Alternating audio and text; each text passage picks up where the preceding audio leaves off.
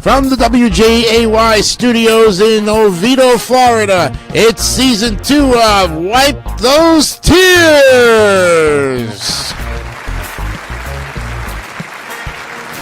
With our tier masters, our statistician Brandon Bogard, the Mario Man Mark Leota, AVGN expert Gianni Pizzi, the Retro Arcade Boy Scott Seffy McVeigh, and our timekeeper Andrew Hocking. Your host and moderator is Jason DiCanio.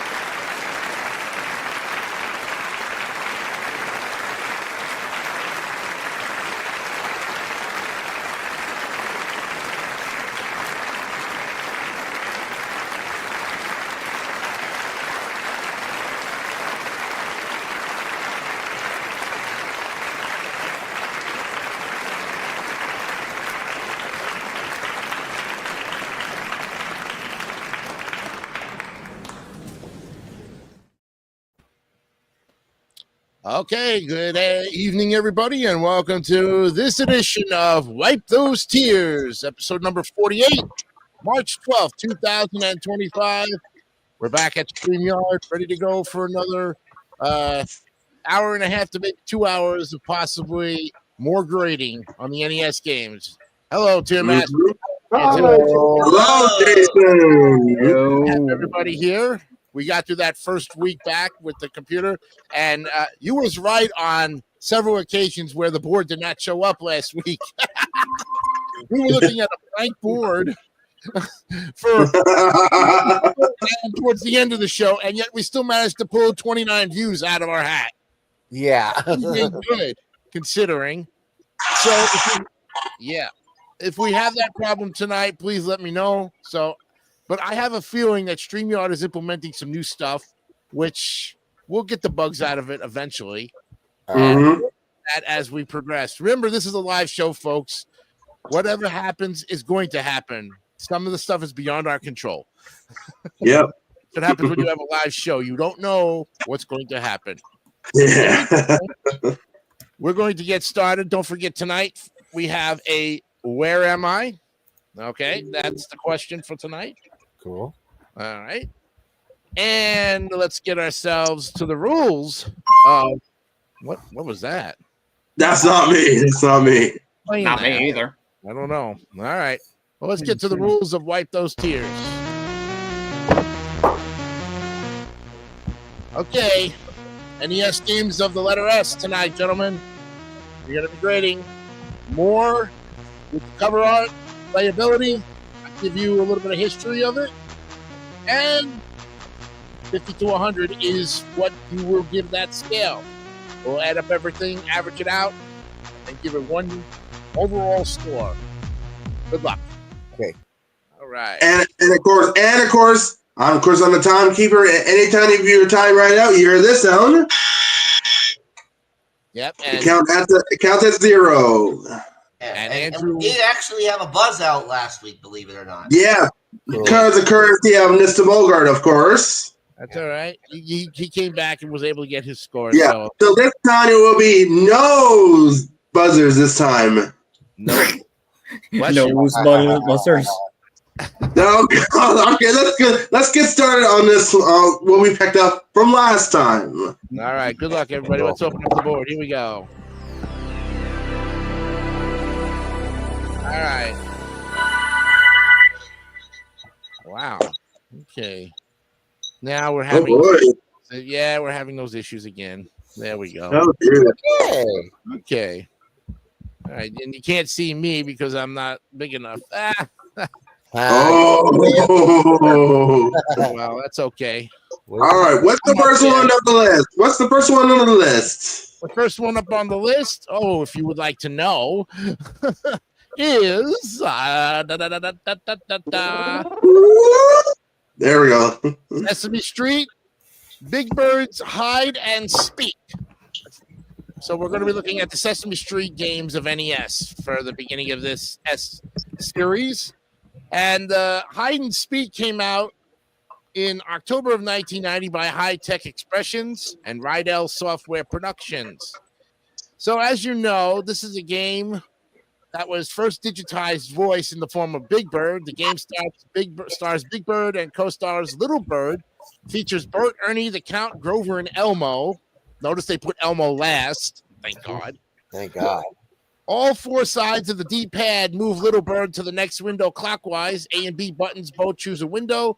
The center buttons exit to the game select screen. And the game's objective is to choose the correct character or letter with 6 different levels. The first 2 levels are based on simply choosing the window instructed by Big Bird, while the next 2 needed memorizing since the windows close. And then, of course, as you go up the higher levels, it's even harder than that. So this game was basically for preschoolers. But if you happen to have a copy of this game, you might have had a little brother or sister who was playing it at the time. Okay, this is the lineup we're looking at here. We'll start off with Brandon Bogard. So I look at one of the images on the back cover. Mm-hmm. And I noticed there's Grover on a pogo stick. Yeah. Although really, it's supposed to be Telly on the pogo stick. Ah. Yeah, because Telly was more the pogo stick guy, from what I remember. Yeah, that's true. Yep. Yeah.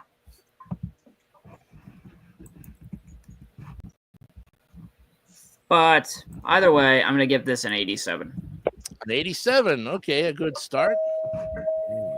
We have an 87 there. Now we go to Mark Leota with his look at Big Bird's Hide and Speak. Okay. Well, from what I'm looking at, let's see here. I mean, yes. I think it's safe to agree that while Elmo's a bit of an annoying little red menace, at least it wasn't as bad in the early 90s. At least during the early 90s, which was when this came out. At least it wasn't as bad compared to what would happen later on. Right. Yeah. Anyway. And even like Big Bird's talking in this can get annoying after a bit. So I think for that reason, I'm actually going to have to give this a bit of a lower score than I otherwise probably would have rated it. A 73. 73. Okay. That's reasonable. Got it. Okay, Andrew, you're up with Big Bird's Hide and Speak. So I had never heard this game, but I look at the cover and I said, "Oh, why is Bert hiding? Like seriously?" Ernie. If you can see Bert on that cover on the left side, like, oh, he's hiding, or either hiding or he's feeling a little shy. He's probably trying to hide from whatever prank Ernie's going to try to pull on him. Yeah, but I like the cover. That's Ernie for you in a nutshell. Yeah. So for that, I'm going to give it a really high score. I will get not 100 that I expected, but close to 100. I'm going to go with 98. 98. Oh, Taco Bell for Andrew there. 98. Whew. Okay, Gianni, Hide and Speak from Big Bird's perspective. I have not played this one, but I do know about this one of the first talking games. Uh-huh. I mean, will say I grew up when Elmo did almost take over his Sesame Street with Elmo. Back early 2000s. It was earlier than that, actually. It was earlier Elmo's World started. Yeah, because remember around the mid-90s they had the Tickle Me Elmo. That is true. That's true, yeah. But I am looking at this now. from what I'm looking at from Telly and the pogo stick, he did not like learn the pogo stick in '93 according to Muppet Wiki. So this game came out before then. But yeah, I'm gonna give this one. Yeah, because I don't remember because I have not played this one. Put it in the B tier. Actually, no, put it in the A. It's in 90. 90. Taco Bell for you. Okay, oh wow. Okay, Scott, what's your perspective on Big Bird's Hide and Speak? Let's just be honest. By the time these games came out, I was already a teenager, so there's no way I could have played any of the Sesame Street games. Yeah. For any of the ones coming up either, for that matter. I really don't know here. First of all, like I said, never even seen this one in action, so I can't tell about the voices. Screenshots are nice, though, showing off the streets and all that. They're kind of like the set design, though. It's cute. Mm-hmm. But I can't really give it great scores, though. I'm sorry, but I'm going to tell you right now, in advance, I'm going to tell you this all in advance. Each and every one of these, since I've never played them, I was too old to play them, 70 each. 70 each. Okay, there we go. All right. So all four of them coming Yeah, out. well, four of like them? Okay. saying, like these specific games were all made with a certain target audience in mind. Right, Basically, the same target audience as their actual show, pretty much. True. Mhm. Although they probably might not be the same target audience now, so I think people who Yeah, probably these grew up games with are going to be very these games are definitely obsolete right now, as Scott was even saying. I agree with Scott. Yeah, I mean, you know, you look at some of these, and 1990 was the year that Jim Henson passed. Oh yeah. March 1990. So once he passed, I mean, that's why Elmo became the star of the show. And all emphasis went on Elmo and every other newer Muppet that came out later on. So Big Bird, Ernie, all the characters that possibly me and Scott grew up with. And most of them were gone. Yeah, most of them they were secondary to the show. You know, a few of these voice actors also started other related productions. Like, for example, Kevin Clash was the baby dinosaur in Dinosaurs. That's right, exactly. So with this, I didn't play this one, didn't own it. The cover art looks a lot. Well, of course, remember these games are geared to preschoolers, so you really, in the eyes of a preschooler, this would be 100. But to me, it's only 80. That's it. That's it. 80 is. Well, preschoolers are going to have a very different opinion than us adults. Sure, exactly. Yeah, exactly. I give it an 80 because I still like Sesame Street and the fact that it's a very educational program. You know, let's go ahead and get the average out, guys. Okay.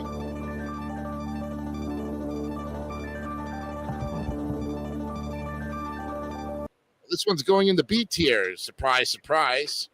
It's actually going to be right there, 83. Whoa.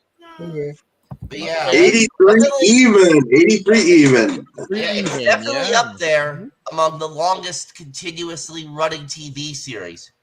Yes, total of over 55 years. Price is Right, of course, would be up there too. Yes, but Price is Right came out in 72, but Sesame Street came out in 69. So it's a 3-year difference. And actually, Mr. Rogers came out before Sesame Street. Yeah. There you go. 3 seasons compared to what is it, like 55 for Sesame Street at this point? Yeah. It is their 50th. November 10th would be their 55th anniversary. Yeah. The show is kind of going downhill from here, it seems like. The show can't even pick up a sponsor because HBO is going to drop them at the end of this year. Kind of a channel to go on. They should just go on streaming. It should be easier. But let's move on. I'm sure there's a lot more companies streaming these days, so there you go. Exactly. That's true. Let's go on, guys. We got 3 more Sesame Street games to look at. So let's continue with the 1, 2, 3 here. Sesame Street 1, 2, 3. This one was what's to come in a few minutes. Yeah, this is from Zippo Games and High Tech Expression. So High Tech was the publisher, Zippo Games was the developer, and in this case, January 1989. So Jim Henson was still alive when this first game came out for Sesame Street. We'll start with Mark Leota. I don't think I've played this one myself, At least I don't remember if I have, but I think I've seen some gameplay of it on YouTube. I guess it's okay for what it is. Yep. At least, as far as I'm aware, I don't think that Annoying Elmo is anywhere near this. So I'm gonna give this one. So I'm gonna be more generous with this one and give it an 84. An 84. Okay. I know, kind of a mid B, and we now go to Andrew Hawking with his look on Sesame Street. 1, 2, 3. Good count voice, Jason. Yes, I practiced it a long time. Okay, so this one, once again, never heard this game. I like to cover it, so I will get this one. You know, I'm going to stick with the score that I had scored last time, so I'm sticking with the 98. The same with 98. Taco Bell for you. All right, we got that into the Vavoom. 98. Okay, now we go to Gianni. 1, 2, 3. All right, yep, I have heard. I think I played this once online at one point. Never actually like an actual copy. I remember seeing the same one years ago. Some AVG and exposure, right? I don't think AVGN played Sesame Street Countdown. I don't think he played this one. I don't think James touched this with a 10-foot pole. Possibly. Countdown, I know he did. So we'll get to that one. Oh, okay. When. But this one, I remember the Ernie's Magic Shapes one. In this one. But I'm going to give this one, I don't remember the Grover one. Mm-hmm. I'm going to give this one 90 again. 90 again. He's almost copying his score up there. Taco Bell for you on 90. Okay. Scott? 70, right? Yes. Well, first of all, before I actually give you that number again, I do like the fact that this actually has 2 titles on it. So that makes it more of a value. So I'm actually going to increase the score for this one to 75. Scott special. Okay. I wanted to make sure of that. Yeah. Okay. We give it the Scott special. Yes. Now we go to Mr. Bogard. All right. I think for both this game and the next game after this, I'm going to need some backup. Well.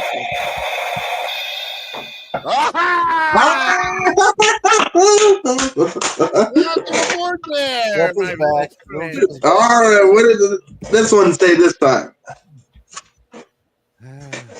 So, some of the games over here seem very Sesame Street average.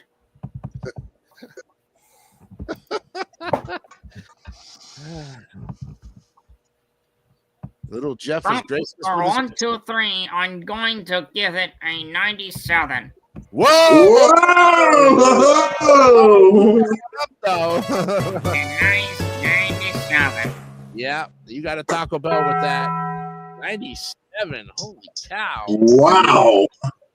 But Andrew still one-upped him because he had 98. So that's why. Well, welcome aboard there, little Jeff. For hopefully you'll stay with us the rest of the night. We were not expecting you, but welcome aboard. You know you're always welcome. Now, You heard what Emo said, right? yeah, some backup on this one. Fair enough. That one and the next game after that, and that's it. Oh, okay. And then you'll go back into your hiding place. Okay. Sounds good. Well, we're glad that you're with us here for the time being. 1, 2, 3 Sesame Street. Blah, blah, blah. Now, Ernie's on the cover of this, which really kind of makes me wonder why the count's not on this one, which is kind of disappointing. I mean, I like Ernie very much, but I think Ernie, I'll tell you one time and this is a quick story. I had a thought in my head one time that if I ever encountered Ernie and Bert at the same time, I would double team Ernie with Bert and shock the heck out of Bert and go at Ernie, because I'll tell you, to put Ernie in his place would be a great thing. Maybe then he'd wise up. People who do not like Ernie and would wish he would behave himself and stop harassing Bert. Yeah. This is definitely learning your numbers, so I would say that's very educational. I don't know how far the numbers would go up. So in this case, I like the fact that it's got the sign and the light post. That's very classic. We'll go Mm-hmm. with an 85. We'll hit an 85. I think that's fair enough. All Yep. right, let's see what the average is. Whoa! Oh my goodness!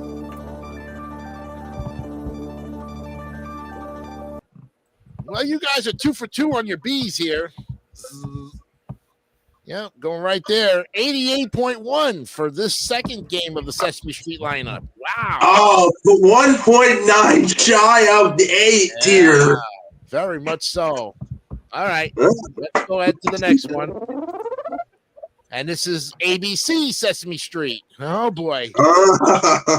So this one was still by Zippo Games and High Tech Expressions. This one came out later on in the 89 season of September. Okay. And of course, this one definitely is about ABC and all that good stuff. Now we go to Andre. Andre, you're up. So it's the third Sesame Street that we're about to guess. And I see the cover and I see there's two we have Let It Go Round and Ernie's Big Splash versions on the same game. So for this score on that cover, I haven't played it. So I'm gonna go one higher than my two previous guesses. I'm gonna go with the big 99. 99. Wow. Oh my goodness. The man's very generous on the Sesame Street games tonight, folks. He gives Mhm. it 98 to the 99. And if he goes for 100, we know where he's going with this. Yeah. With the ABC version of Sesame Street.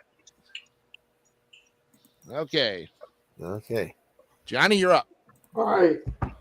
This one I think I kind of remember. Well, I think I remember. Yeah, I think I remember the one Ernie in the bathtub. I remember that Ernie's Big Splash. It was. Uh-huh. But basically, Yep. I mean, this is basically teach kids their letters, and I'm gonna give this one. Let's do it again. Let's do it in a 90. Oh, keep going the theme in the 90s area. Consistent. That's a good way of looking at it. Now, Scott, are you going to stay 75 or are you going to go back to 70 or even go higher? Yeah, again, the only reason why I'm going to keep it at 75 is because, again, 2 games. But one thing I'm looking at the YouTube video. Guess what?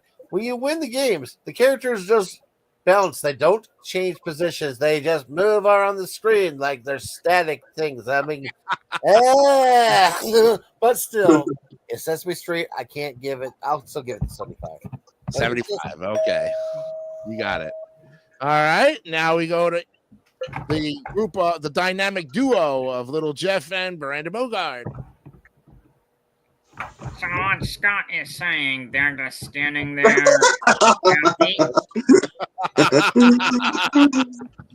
Boom, boom, boom. Yeah, Yep. I'm watching the picture right now of a big bird bouncing back and forth here. He's in the same damn pose.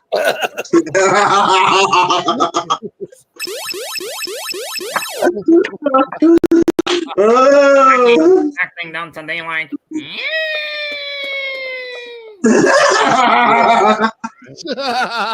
Pretty much, yeah.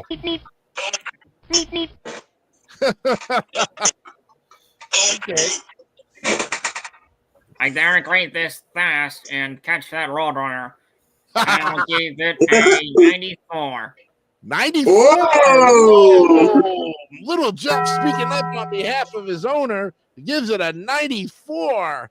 Wow. Whoa. Okay, thank you for having me. No, you got one more for us. Yeah, you got one more to go before you have to go home. All right, Mark, you're up. Oh boy, don't you just love when Ernie's in the back of his rubber ducky? Yeah, kind of makes you wonder about his social status, you know? And no, I'm not gonna do the song, even though it is a classic. Rubber ducky. You're the one. I'm just gonna go ahead and give this a 97. Oh, Oh. oh my gosh. Whoa. Wow. You know, I tell you, this is out of the 4-box series so far. You guys really do love Sesame Street as much as I thought you guys did. Yeah. It kind of makes you wonder about his social status. Uh, The guy never gets out. He- you know, if he just learned to like pigeons for once in his life, like Bert liked pigeons. I like Right. oatmeal. Bert, like, he likes to, yeah, oatmeal yeah. bottle caps. Dying Like up. bottle caps, paper clips. Pan. Let me No, tell you I this. forgot about the paper clips one. Yeah. Oh yeah, the paper clips. Yes. Oh, he's got an Acme paper clip. Oh, jeez. Oh, jeez. Little Jeff is like, what is he talking about? Yeah. I Yeah. wonder if the Atlee paperclip's supposed to be a reference to like the Roadrunner or something. Yeah, that's true. Very much so. Cover art wise, it's good. In the eyes, like I said, in the eyes of a preschooler, this one would give you 100 because why not? Me again. It's going back to 80. I could not give it anything higher than a B. So Yeah. 80. Yeah. Okay. But you guys are really taking it to new heights on it. Let's average it out. Oh my gosh. Wow. Oh my goodness. 89.1. You Oh, 0.9 shy of the 8. guys are missing so much. Wow. Let's do the final one before we go on break. Yes, indeed. Yes, indeed. Yeah, because we got a lot to cover in this 2-hour program. All right. The countdown. And this is, of course, February 1992. High Tech Expressions, Rydell Software Productions. Okay, Gianni, the countdown. Yeah. So as I've said before, I definitely know this game. I played this one a bit. Yeah. This is AVGN has done this one in an episode. He did like all on like Dracula games. Mhm. Of course, did that one. And yeah, this is basically you have to like you pick a number and then you have to like find a certain amount of that number Mhm. with the objects or find the number itself. And I know there's 2 different modes in the game. You can just walk or run, or you can only jump. Like, which kind of makes no sense. Does not really make any sense. Mhm.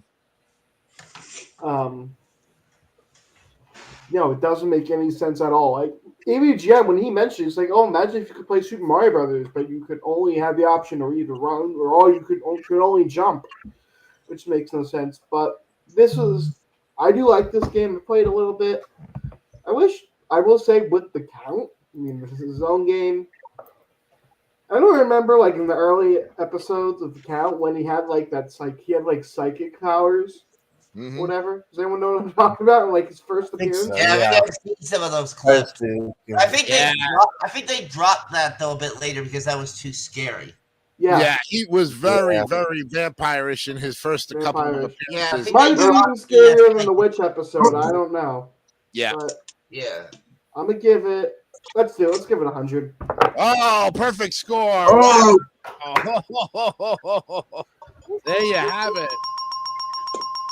before you go to Scott for his guess, I'm going to show the audience how much time that he has left. 19 seconds. Oh, You 19 really seconds. milked We're that cutting one it there, close, buddy.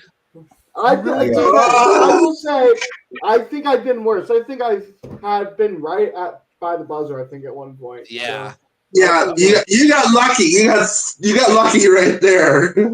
Yep. All right, let's see what Scott has to say about this one. Just by the name of the game alone and how it's described, it almost sounds like it is a video game version of the game show Countdown.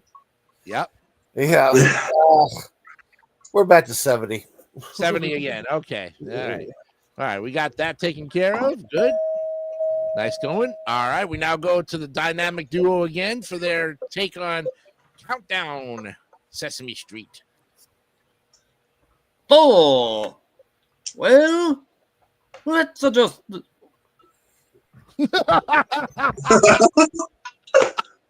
Oh.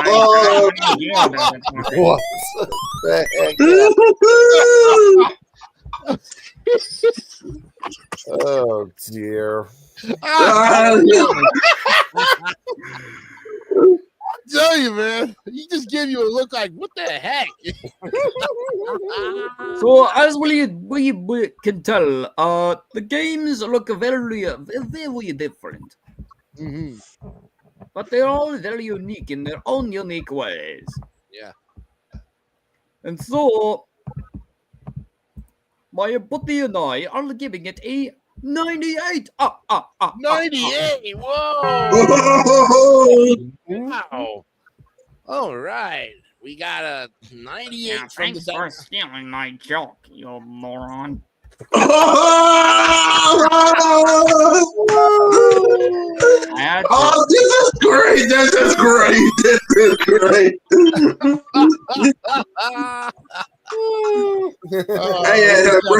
Brandon.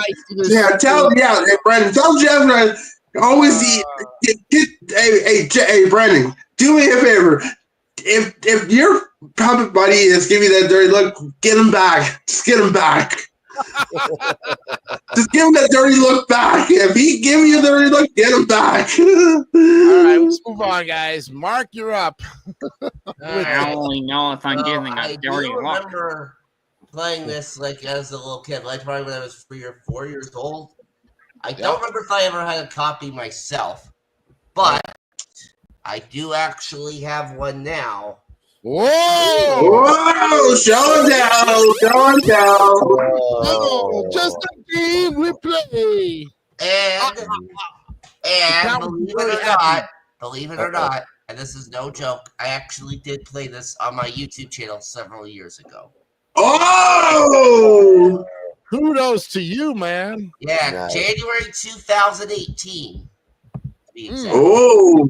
7 years ago! Yeah. Over 7. And probably the most popular out of the bunch of Sesame Street games. So a perfect 100. Wow. Whoa! That's one terrific score. There it is. Okay. Andrew, you're up.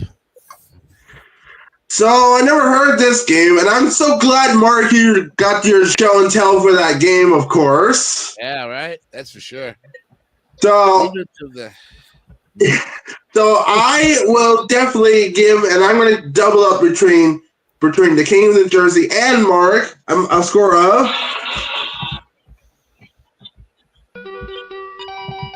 100. That's got it. Yeah. All right. You guys are so generous with Sesame Street. I don't know. Okay. It's the Count, my favorite character of all of them. Yes. This guy is the coolest man. No matter how old you are, the Count is the man, the dude. Right. When he was still in his vampire days and to this day, because he's less scarier, Yeah. He even had a skit with Kid and Play. If you remember. Mhm. Rap and count, rap and count, rap and count, rap and count. Yeah. Yep. Have your own video game. You got to give kudos to the Count. And I still say 88. Yes, 88. Ooh, the double A. Ha, ha, ha, ha, ha. Yes. All right. Okay, we got our scores. Let's see how we did. Oh! Oh, please show us an A here. Yeah. I tell you, it was going to get there eventually, and it sure did. It's the Lone Ranger. The Lone Ranger goes right there, 92.6. You got your first A of the night. There it is. Whoa. Nice going, guys. All right. Okay, it's the end of the first half hour, so let's go ahead and take a break. Yep. I'm gonna head out now. All right, I Little will Jeff, go. thanks for all your help on the Sesame Street series. We'll see you next time. And, there we go. There we go. Jeff, good night. All I right. almost got draw on Brent's puppet buddy, of course. There you go. Okay, tonight's Where Am I starts off with clue number 1. I am a water body. Hmm. Okay. Body of water. Yeah, there you go. That's even better. Clue number Yeah. 2. I begin to form during the Jurassic period. Hmm. And clue number 3. I make up 20% of the Earth's surface area. Okay. There are your 3 clues. What was the last one? Oh, clue number 3 again? Oh, Yeah. you want me to repeat it? Yeah. I make up 20% of the Earth's surface area. Okay. That takes care of that. And those are your first 3 clues. We'll give you the next 3 clues coming up at the 10 o'clock dot. Let's get back to the game.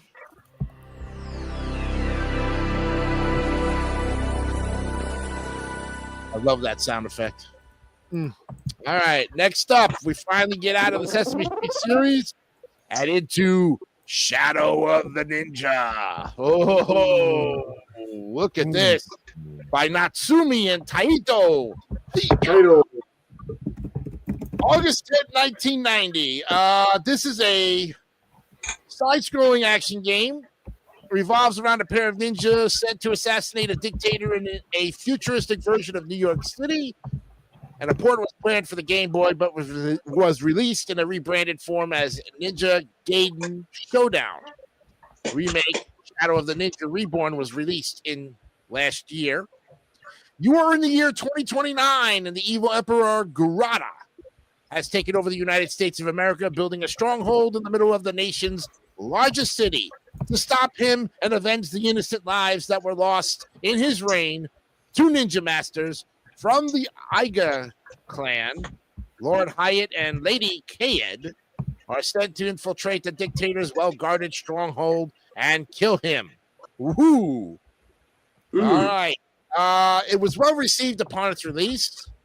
The Greatest Hits Special Issue Game Pro gave it a near perfect score of 23 out of 25 and called it an above-average ninja fare with top-of-the-line graphics and fast-paced gameplay and a top-flight, fast-paced action cart, while Electronic Gaming Monthly in particular praised the game's superb graphics and sound. A lot of other people gave it mid-average, 74%. They tried to compare it with Low G-Man, and Nintendo Power featured it in a 1990 article, Weird Heroes, for supposedly featuring the first male and female team in a video game history. Ooh. So we have a team of 2, a couple, basically. Yes. Okay, Scott. Shadow of the Ninja. Okay, first of all, I've never really played the game because, well, the game stores that I ever was in my area never actually had this, even with the video rental stores. But this has promise. And I should dare tell you right now, there is a remake of this game currently on both the PlayStation 5 and the Nintendo Switch. Oh. There is a remake called Shadow of the Ninja Reborn. And it looks very nice, though, with simultaneously 2-player cooperative action. This looks amazing. And right now, I'm concentrating more on the newer graphics than the classic ones, but they still look really impressive, though. Just for the idea that this game was so well popular enough that it actually would get a remaster in the new era here, 40 or so, almost 40 years later. This is a 95. Aha! Taco Bell 95 for Scott. Starts it off really high. Okay. Rainer Bogard, you're up with Shadow of the Ninja. So my looks at this from both the front cover and the gameplay images on the back. Ships and ninjas. Seriously? Yeah. Come on. They don't go together. Well, not everything goes together, you know. Yeah, true. That's right. Only specific ones do, though. And then we have a villain named Garuda. Garuda. Yeah. Garuda. Yeah, Sounds like Gouda. Garuda. not compl- not What exactly. makes of Garuda cheese? Yeah. That's right. But I'm gonna give this a 79. Oh, 79. Okay. I see indeed. And now we go to Mark Leota with Shadow of the Ninja.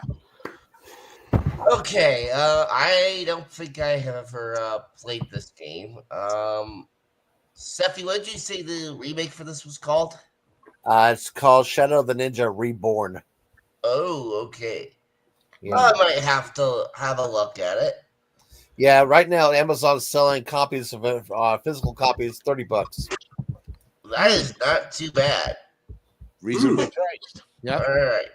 Well, the cover art looks kind of interesting, but I think if you show this to like someone who's under, let's say maybe the age of 10, I would probably guarantee the cover would probably be too scary for them.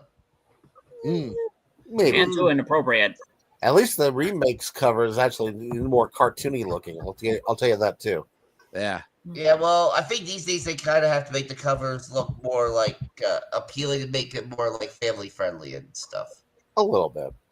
Anyway, I'm gonna give this one an 84. 84. Okay. That. Excuse me. All right, Andrew, you're up with Shadow of the Ninja. So I haven't a chance to play this. So I look at the cover and I thought, oh, why is there smokestacks smoking? I thought somebody's smoking in a factory. Yeah. Yeah. So I don't think that's for, right. Oh no, I got weed every day. yeah. I'm waiting for that sound to come. That's why. I've been waiting for this sound to come. That's why. So for that, I will get this one a big 90.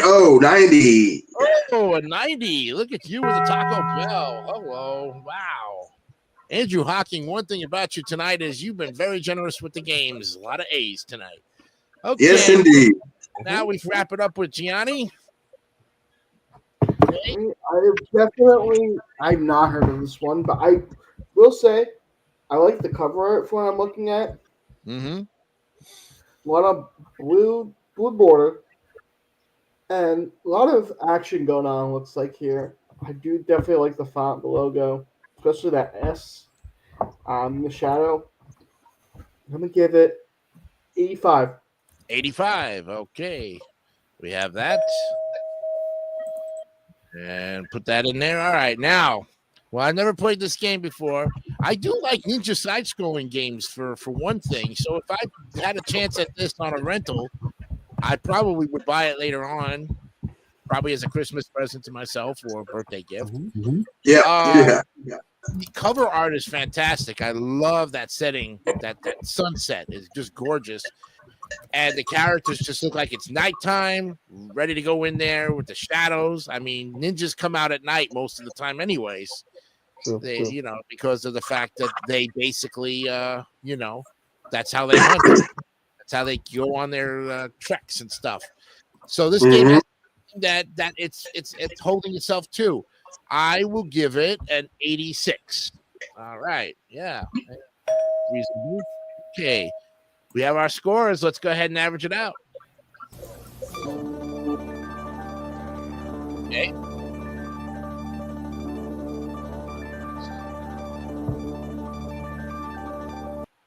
All right, this one's going in the B tier, guys. Another B, 86.5.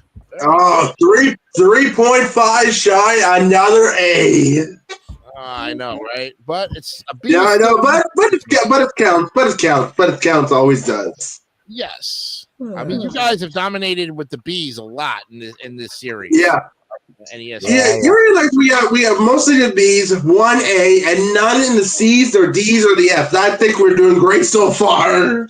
I think you guys are very, very generous. All right, next What's up. next? What's next? Looks like Shadowgate. Ooh. Yep. Uh-huh. Oh, Yes. Shadowgate. This is by Kemco, March 31st, 1989. And the reception for this was it gave the game, Computer Gaming World said, it gave it a very positive review, noting the game uses the same superior interface as prior MacVenture games. The difficulty was noted as a step up from Deja Vu and Uninvited. But Shadowgate was also said to be more flexible, allowing more than one solution to some puzzles. The game was released in 1987 in Dragon by number 128 by Hartley, Patricia, and Kirk Lesser. In the role of Computers column, the reviewer stated, Shadowgate is a great adventure game in that you must continually be aware of what's already been accomplished to complete subsequent puzzles. The reviewers gave the game 5 out of 5 stars. Wow. So, this Shadowgate, yeah, it's a point-and-click adventure game. Point and click. Interesting. Yep. Very interesting cover art. All right, we're back to the top of the lineup here with Brandon Bogard. So the graphics, they do look outstanding. Mm-hmm. In the front cover, you can tell the devil, he is ready. You see that the stones are coming off of his tail. He's ready to be alive once more. Ready to come out of stone, ready to be alive again. And that's why I give it a 97. A 97. Wow. Taco Bell for Brandon Bogard. Okay. Mark, Shadowgate. All right. I don't think I've played Shadowgate, but some of that music. I think I might have actually heard some of this music on YouTube, and it kind of sounds pretty creepy. Yep. All right. I think I'm gonna give this one a 79. 79. Okay. A little bit of a difference of opinion, but still reasonable high C. And now we go to Andre Hawking. I love it when you do that, Jason. I love it when you do that. I love it. That's the brightest moment of this episode. That's all it takes. Okay. All right. So Shadowgate. Never heard this game. I did like the cover, and I like the font of the cover, of course. So for that, I'm gonna go one up from Mr. Bogart, and we'll go 98. 98. Oh, he won up some. All right, Taco Bell for Andre Hawking, 98. Hey, Yanni, you're up with Shadowgate. All right. I've not heard of this one, but looks kind of interesting. Kind of, you said kind of like puzzle, I think, right? There were some puzzles in it. Yeah. Yeah. Okay. But it does look cool from what I'm looking at with cover art. Kind of whatever that creature is, the ghost dragon or whatever. I do like it. The background, not really like a big fan of. Could have done a little better on that, but I'm gonna give it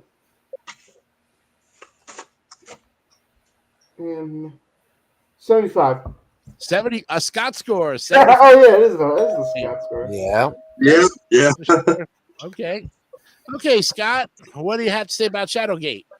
Little known fact: before this came to the NES, this was a Macintosh title. Aha.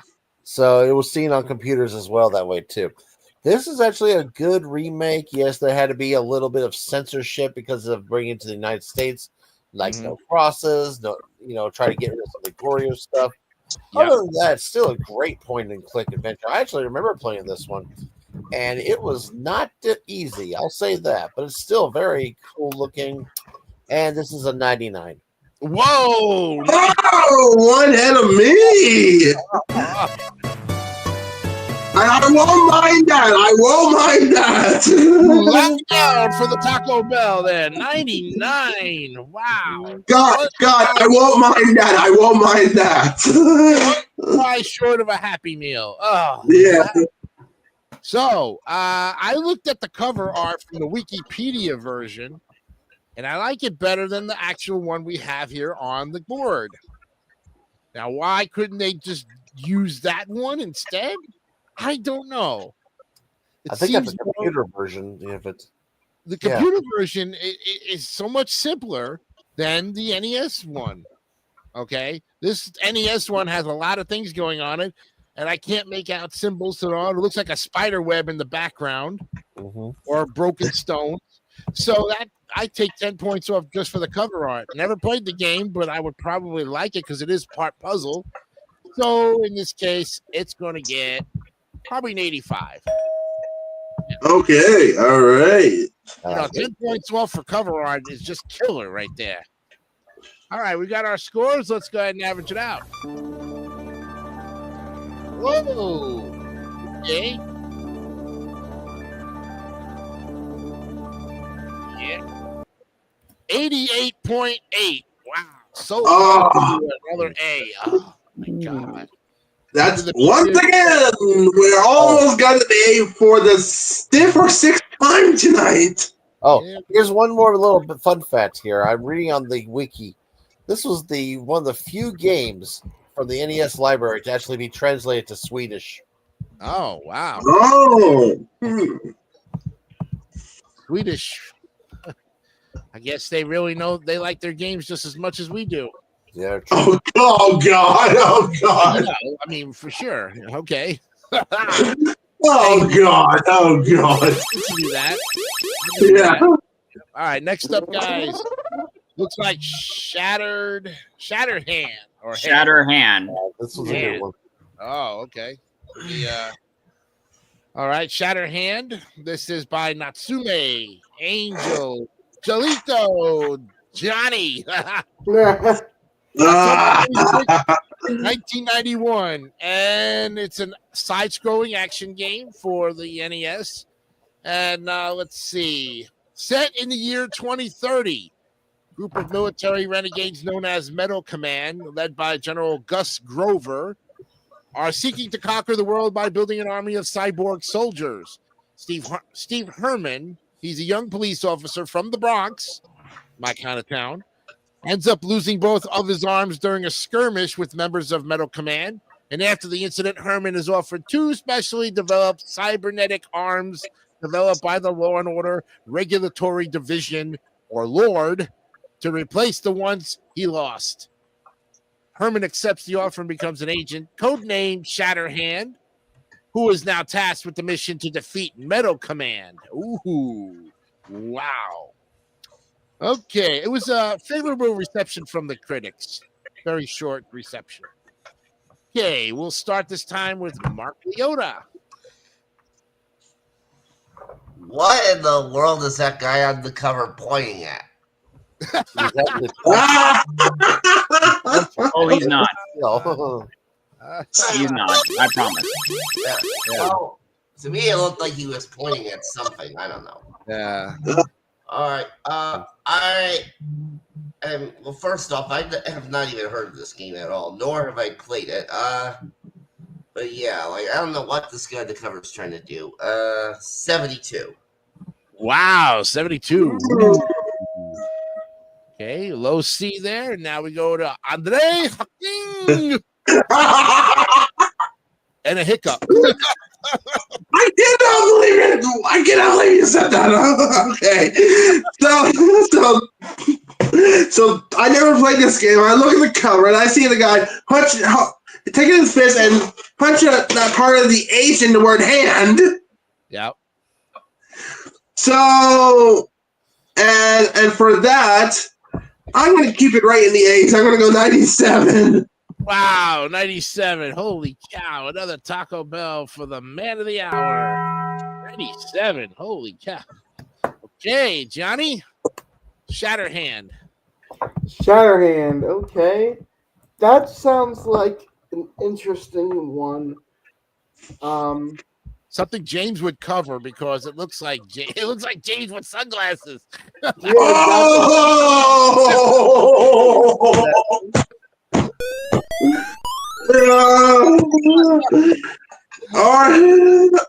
Or that. James would kill me right now if he ever heard me say something like that. Oh God! Oh jeez! All right, Yeah, something continue. tells me I think James would probably make fun of the hand or whatever. Yeah. Gus and the guy's name is Herman. Herman, I didn't think he has. I could Steve definitely Herman. see him making fun of that. Yeah, I'm gonna Steve give Herman. it 80. 80. Oh, okay. All right. Now we go to Scott with Shatterhand. Okay, you're going to think this is interesting. Uh-oh. First of all, this was seen in Japan. It was actually based off a TV or anime series called Soul Brain. Soul Oh. Rescue Soul Brain, yeah. Brain, exact. Uh-huh. And according to what Wiki's saying, though, there is a level in this version of the game that was completely changed from the original Japanese version of the game as well that way. Yeah. In fact, it said that in the one game, in the Japanese version, it was a carnival, and in the American version, it's a submarine you're on. So there you go. Whoa. But it looks pretty good, though, especially. And what's another little fun fact? This was actually developed by a company known as Angel, which was originally a now defunct subsidiary of Bandai, or Namco Bandai these days. There you go. Yep. So that's the reason why, it's kind of as well established there as well. Overall, the game does look like a generic style puncher, a platformer game. You punch, you get satellites and robot arms. It's okay. 79. 79. Okay. And I think that was a double because somebody else gave it a 79, right? I think so. Yeah, I think so. Who else gave it a 79? Mark, didn't you give it a 79? I believe I said 72 on this 72. one. Okay, 72. Yeah. All right. Okay. Still in the siege. All right, very good. Now we go to you, Brandon Bogard. I looked at this game. I'm fine with the graphics, but the front cover. Uh-huh. God, his face. Yeah. Also, if I ever meet somebody with a hand like this, I'm pretty sure the results will be, hey, knuckle touch. Oh!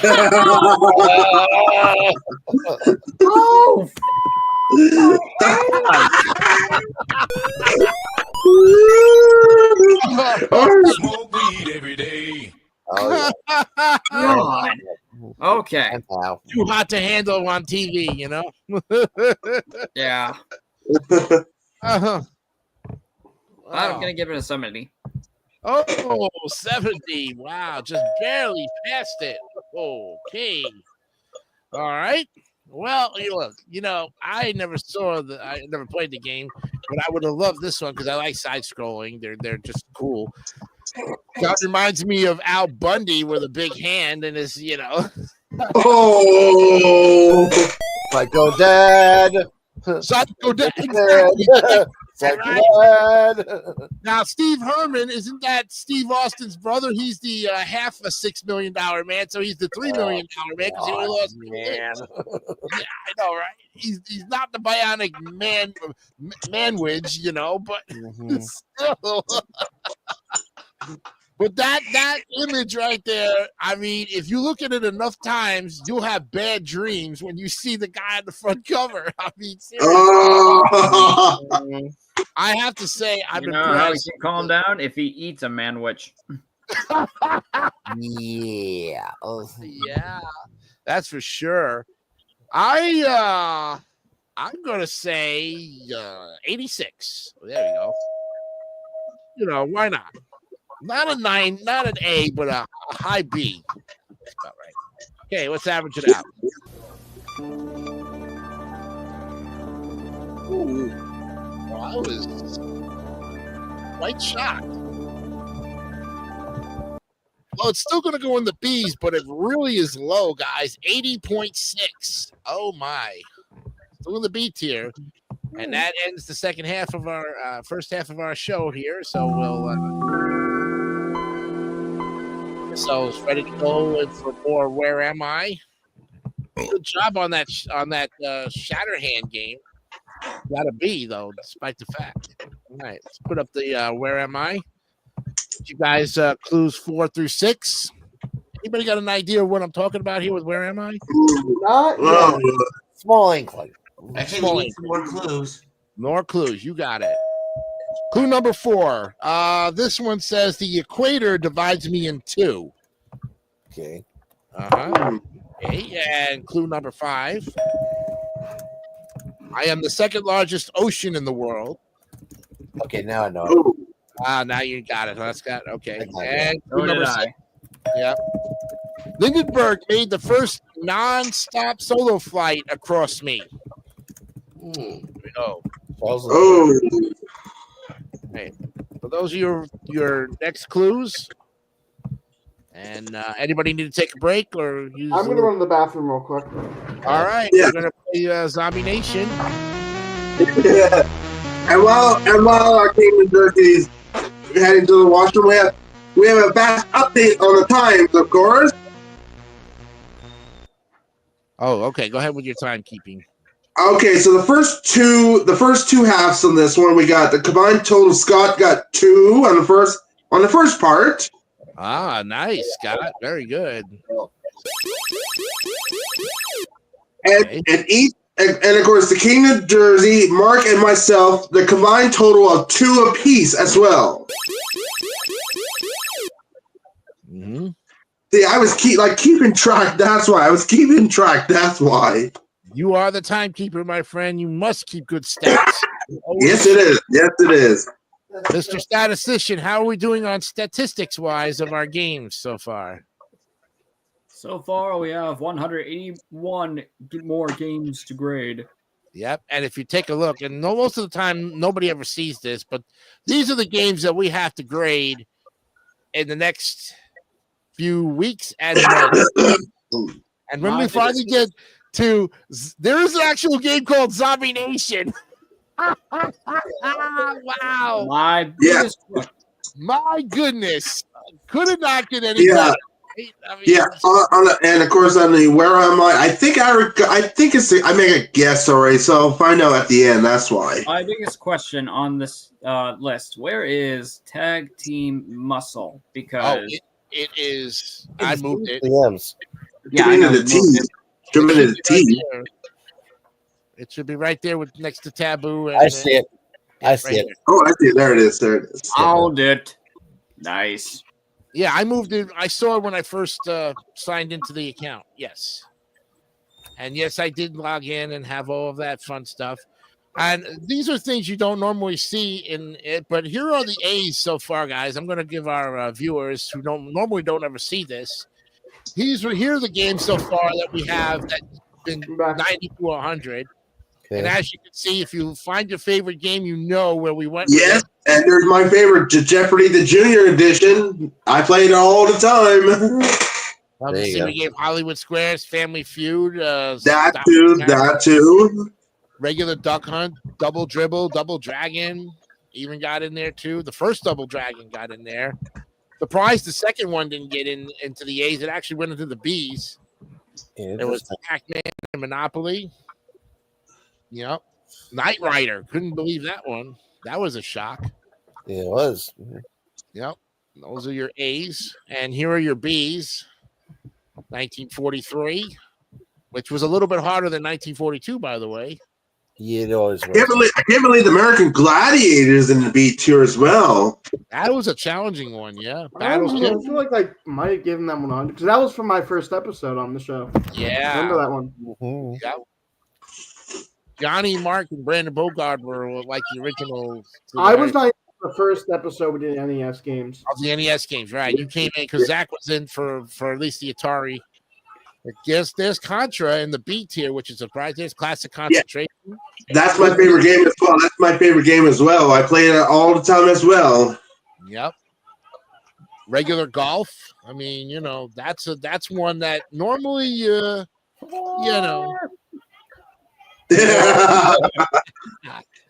for the big B's, man. I tell you, you guys really just the B list is just amazing. Almost all the RoboCops went in the B's except for I see all the even-numbered Mega Man games were in the B tier. yeah. Only the even ones. It looks like. Ninja Gaiden 2 and 3, and Ninja Gaiden was actually the first one. The first one actually made it into the A's. The second and third made it into the B's, which was a shock. Mhm. Ninja Gaiden was supposed to be like the overall, And then we have the C's, 10-yard fight. Yeah. And Another golf game in there. Another golf game in there. yeah, there's another Back to the Future 2 and 3. Wow, that was a shocker. These are, and then the Home Alone games, they were in the C tier. All three Fisher prizes. Yeah, right there in the C tier. Ghostbusters 2. The first one was actually in the A tier, I think, or the B, one of those. Yep. Oh, there's the first Ghostbusters. We've got another Ghostbusters 2 right there. Nightmare on Elm Street, surprise with a C tier. Oh, Yeah. And then here's the D's and Ghostbusters. There's the original Ghostbuster, of course. Yep. Chubby Cherub. Wow. Remember that one? There's the Great Waldo game in there too as well. Hey, remember we gave this Kid Clown one such a bad rating? yeah. Oh, Yes. there's the Funhouse Funhouse. D's too. I can't believe Funhouse, man. Wow. That game is a little tricky for that one. That game is a little tricky for that one. And then here are the very few Fs that our tier masters have given. Only a total so far of 9 Fs out of all of these games. Yeah, the one on the end right there, Jason. That's the one I was here that time when we graded that one. Yeah. Friday the Nice. 13th got an F. That I remember. I remember grading Friday the 13th, and I'm like, this isn't Friday the 13th. This is Resident Evil in one fucking location. All right, let's continue with the next one. Okay, everybody's back. All right, good. Let's get on with it. Here we go. Okay, picking up where we left off. Next up on the list of games is going to be. It looks like. Okay, interesting. Okay, looks like Shingen Ruler. Shingen the Ruler, yeah. Oh, okay. Let me see where this one is. Okay, Shingen the Ruler. I don't really have any information on it, except that it was put out on August 21st, 1989. And that's about it, because we passed up on Sherlock Holmes, Shanghai. I think those are going to be later on the list, possibly. They might be down. I don't even think. Oh, maybe they're not even on the list. Okay. All right. So we're going to really have to go on very little information with this one, Shingen the Ruler. Who are we starting with this time? Me. Drew, you're up with Shingen the Ruler. So I never heard this game, and I look at the cover, and I'm like, okay, like the cover.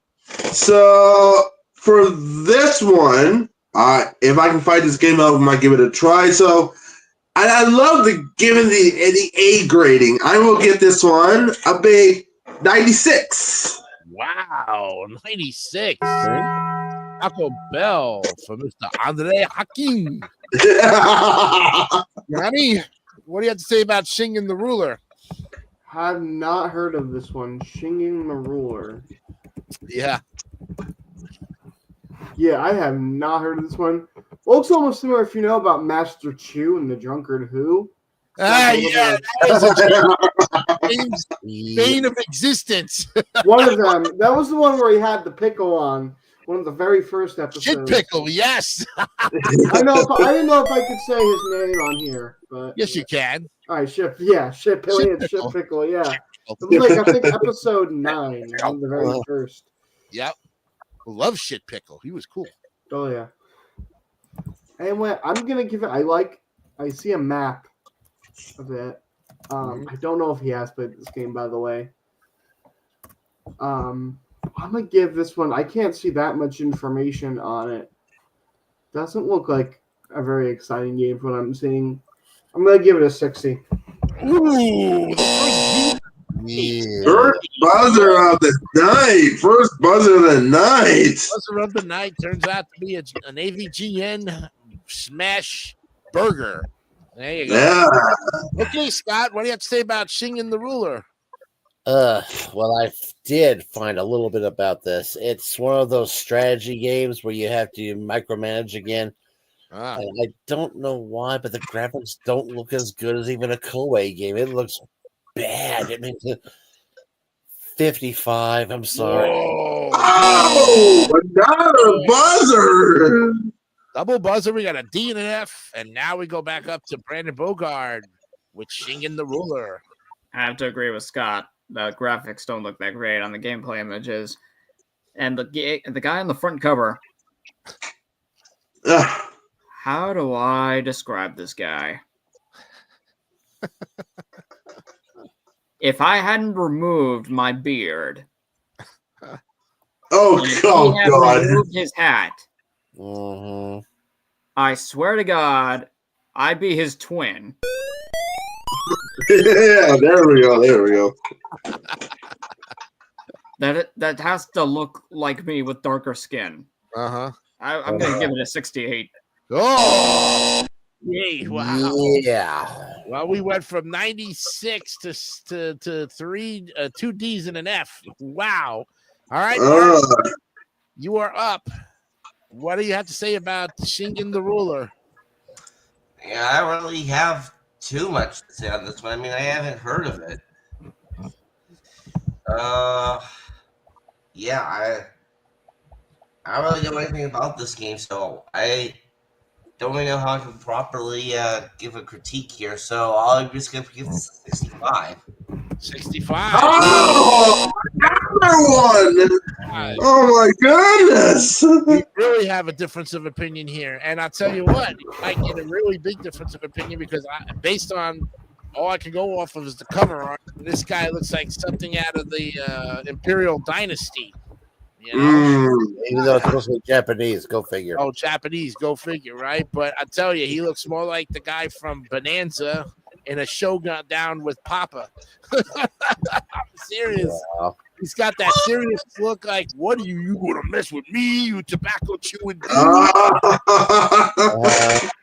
I say, I'm going to say Smoke this. weed every day.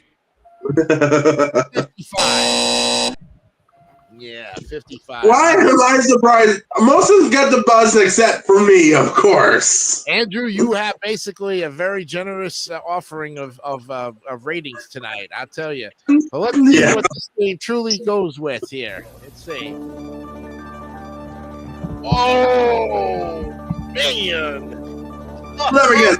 It's bad. It's bad, right? Yeah. Yeah. 66.5.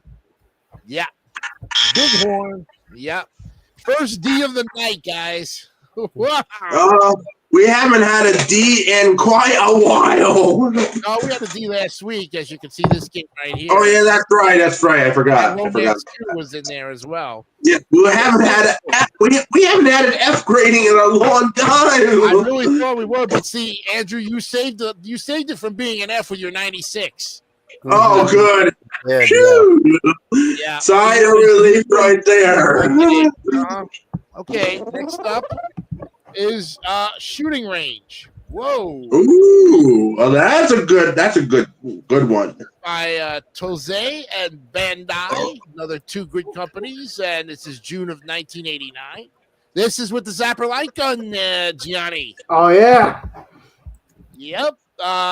This involves mini games resembling the Old West, kind of like it is Western guns. It is what is that? Back to the Future game. It is Wild Gunman. Yeah. Yep.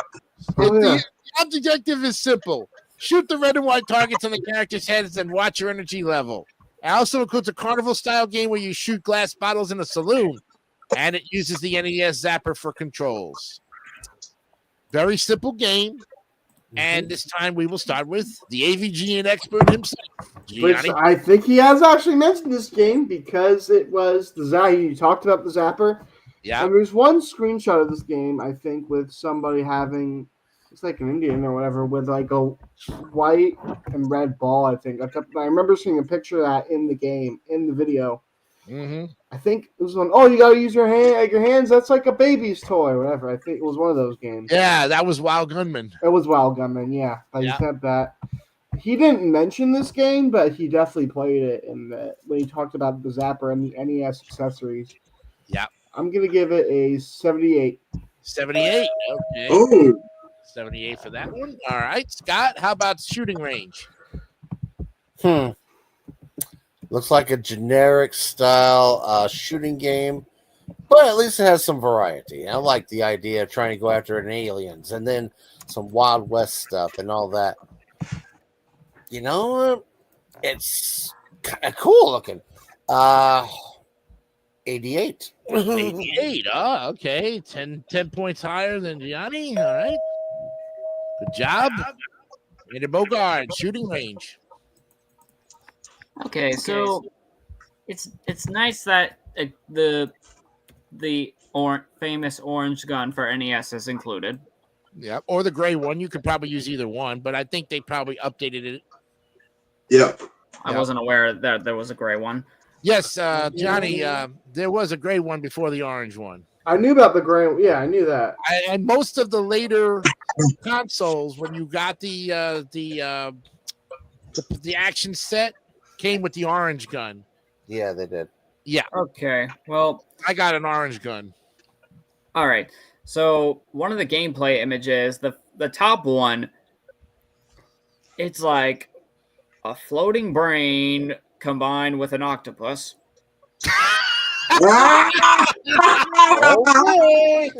Smoke And weed then- every day. Oh my goodness. Smoking And then, on top of that, then there's two others. One with an Indian and another with a ghost.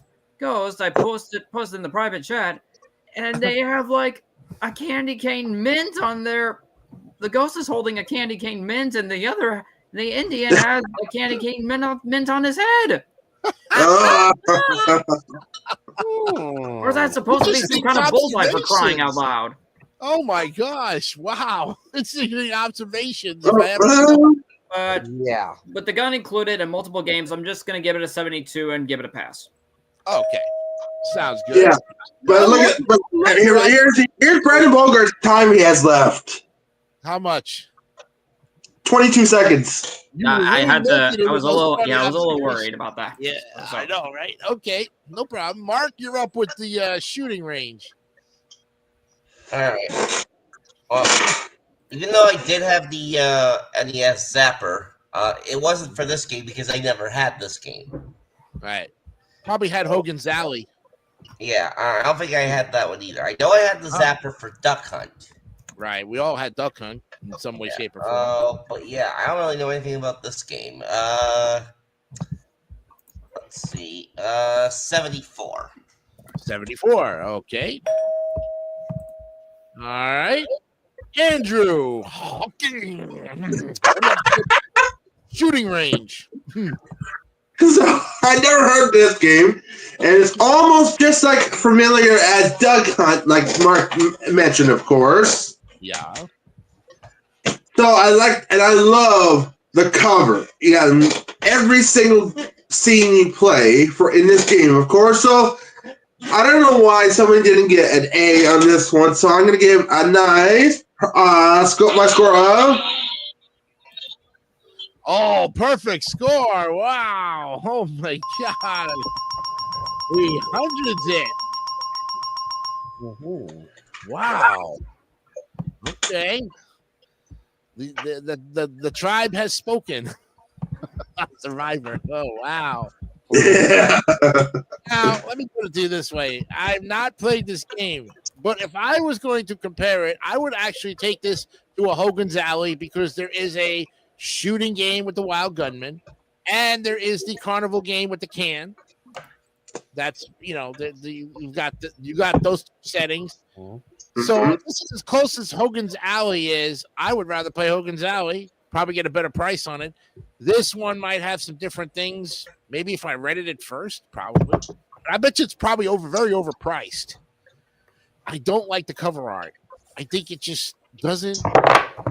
Okay, you're indicating that yes, we have to use the Zapper light gun. That's a must. But why does it have to overtake the entire picture?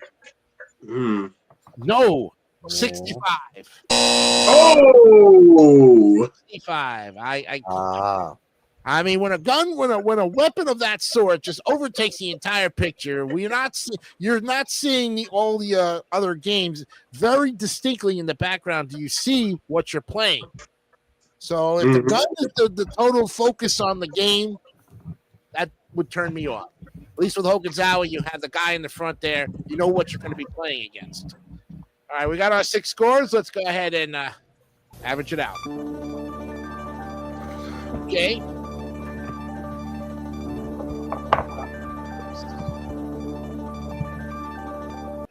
Now, this one's actually going in the C tier, guys. 79.5. Right there. Okay. First C of the night, too, by the way. Oh. Yeah. Well, even with my failing grade. and my perfect score, of course. Perfect score kind of balanced. There was a lot of highs and lows in this particular game. All right, we're going on to the next one here. Looks like we have a dual pack game. It's called Short Order and Egg Spinner. Looks like. Yeah, Short Order and Explode. And this is put out by Tozai and Nintendo, December 1989. And I have no real information on it. Can't give you any information. I'll give it in the private chat. Okay, you guys can utilize it. I mean, you've seen one cartridge with 2 games on it, just like, Mario and Duck Hunt. Here's another example of it. And this time we start with Scott. Well, it's interesting, though. It's kind of like a combination. It is, like, as we mentioned, 2 games. One looks like it's like burger building. Kind of cool. Without stepping on the items like in Burger Time. Wink, wink. And then the Explode is kind of like, hey, let's see if we can find enough eggs and get some points without finding the bombs. Overall, this is kind of cute, though. I don't know how much fun I would have playing these games, but screen-wise, they look kind of cute, though. It's my special. 75. Yeah. You got it. The Scott special goes to 75, and now back to Brandon Bogard with the dual pack, Short Order and Explode. Smoke weed every day. I would to give my score. I want to be solo screen for this. Oh, he wants the solo screen. Why not? Hold on, not me. I don't want. That's not me. Hold on a minute here. Whoops. What the heck? Whoa. All right, let's try this again. Let's see. What am I going to do here? No. Quite difficult. Whoa. We have a technical difficulty here, guys. I better pause that timer, of course. Okay. All right. So now we have to put you on the solo layout. I don't know how we're going to do this. Oh, wait a minute. There we go. There we go.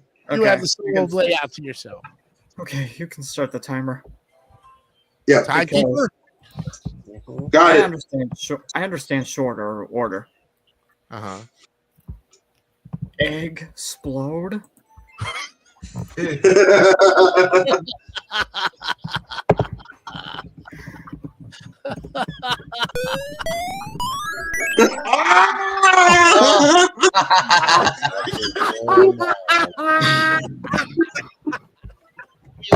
Yeah, he's got off his rocker. Got off his rocker.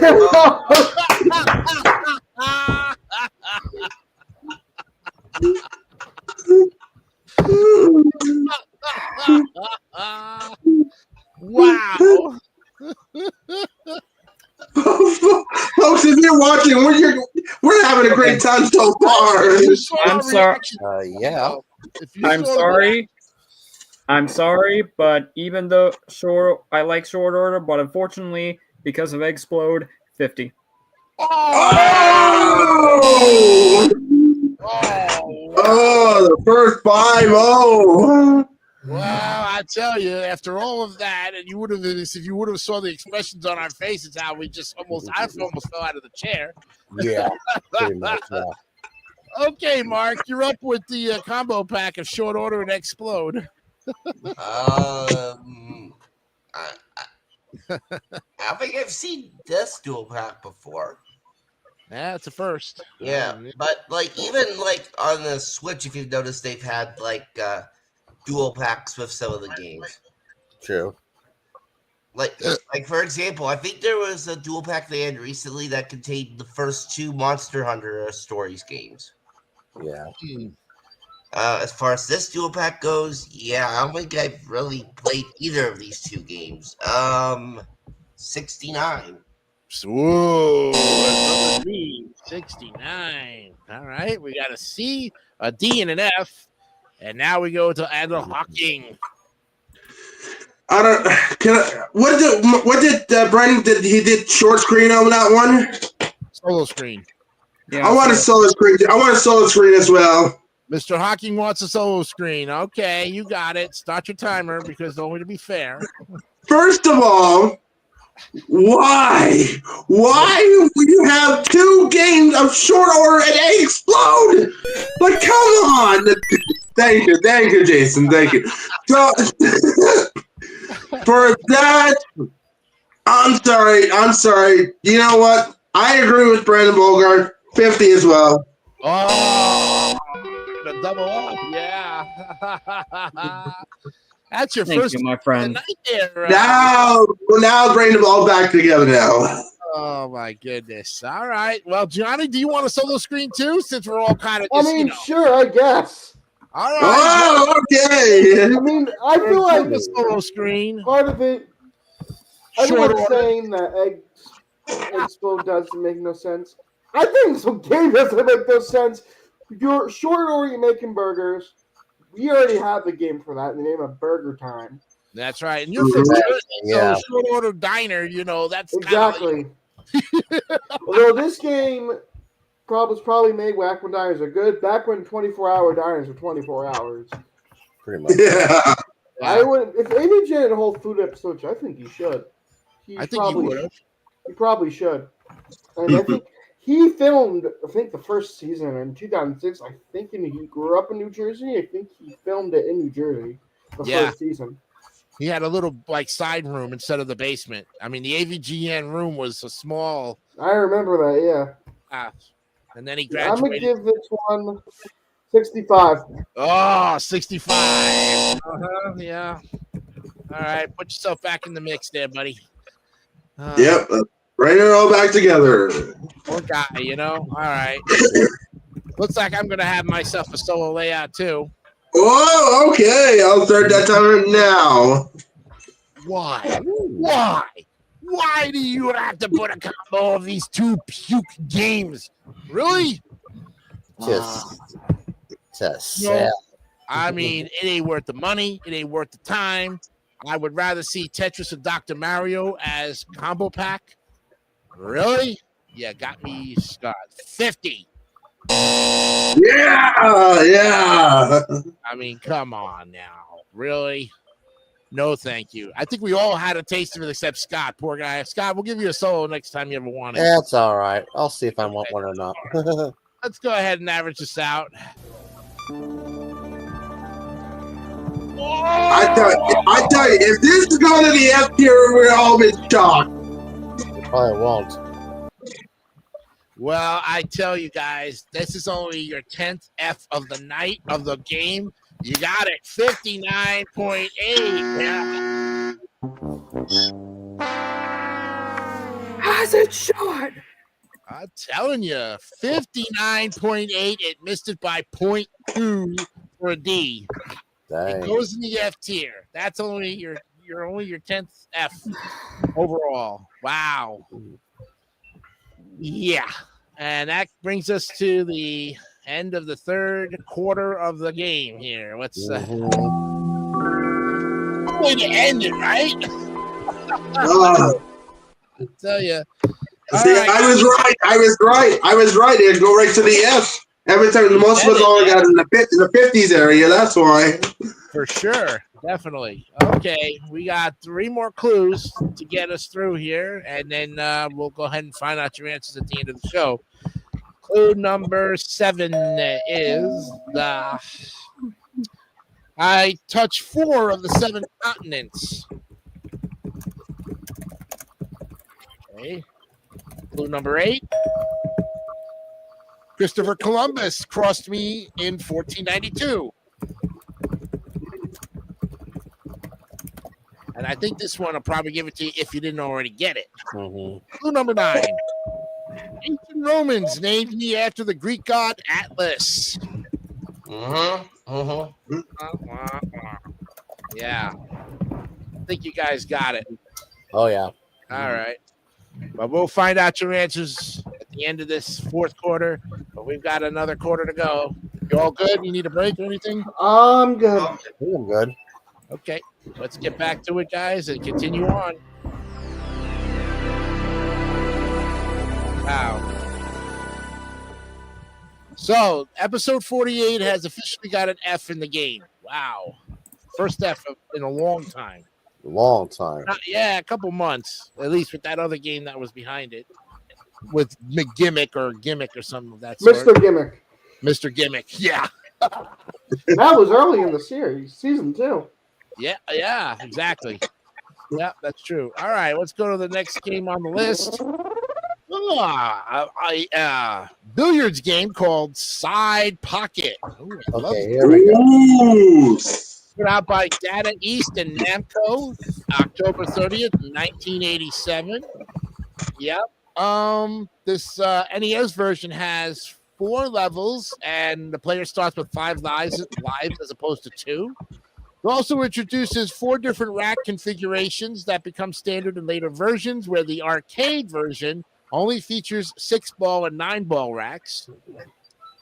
And there was also a Game Boy version. There's a legacy called the Pocket Gal that was introduced in the arcade adaptation. There was a Pocket Gal Deluxe. It was also sequels, and in Japan, Game Machine listed Side Pocket on their August 1st, 1986 issue as being the 8th most successful cable arcade unit of the month. It went on to be the 8th highest grossing table arcade game of 87. And when you review the NES version, Computer Gaming World declared it far and away the best billiards simulation ever published for any system. Wow. So this game has some high praises. Let's see what the Tier Masters have to say about it, though. We're back to the top of the order. We go with Brandon Bogart. The only thing really I wish it would change would be the color. The entire color contraster thing. Yeah. But that's all I've got to say. With that said, just 1 point short of a perfect 99. Ooh, Wow. Whoa, good score. All right. This game's already got a good start to it. Mark capitalize on it. More than I can say about that last crappy game. I'd like to say before Mark gives his answer, thank you for the 4 people who have stayed with us watching. Thank you very much. And if you have not yet subscribed to the channel, we're already at 102 subscribers. Thank you very much for your continued support of Jay's All TV and Sports channel. Yeah, like tell your friends, tell your parents, tell like whoever else you may know. Yep. Cool. All right, Side Pockets, billiards game. I guess it looks okay. I mean, probably not on the level as exciting as some of these other games, but billiards is still fun. Yep. Why not 100? Oh, he went up some. There you go. All right. Okay. All right. Mr. Hockey Puck, you are up. That's all. With the side pocket. Oh no! Okay, so I love pool. I never played that kind before, but I love the cover of it. So if I find this game, I'll be addicted of this game, of course. Yep. Mm-hmm. So I will double up from my other Canadian friend with a score of